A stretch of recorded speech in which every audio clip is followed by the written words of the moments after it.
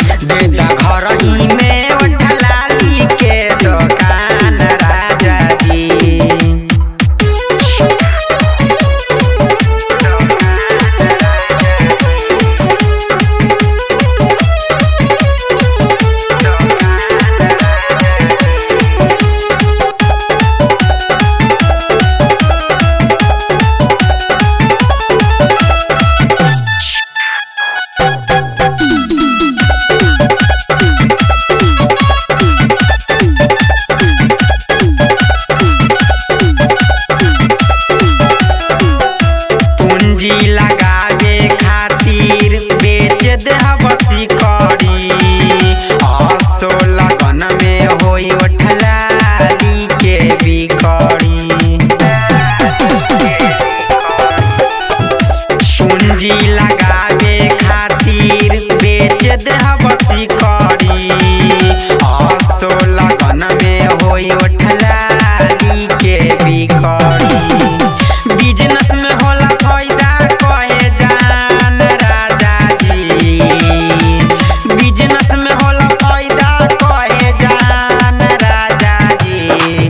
दे द घरही में ओठलाली के दुकान राजा जी, दे द घरही में ओठलाली के दुकान राजा जी।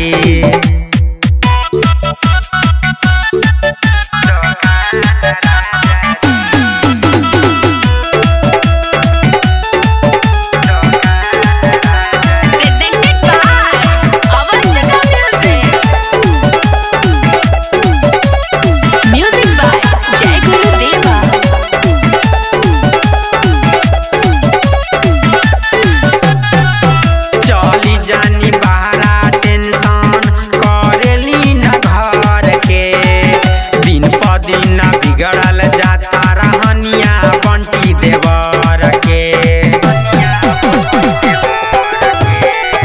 चली जानी बहरा टेंशन करेली न घर के, दिन प दिन बिगड़ल जाता रहनिया बंटी देवर के। हरदम रहे राहुल के मन बेईमान राजा जी, हरदम रहे राहुल के मन बेईमान राजा जी। दे द घरही में ओठलाली के दुकान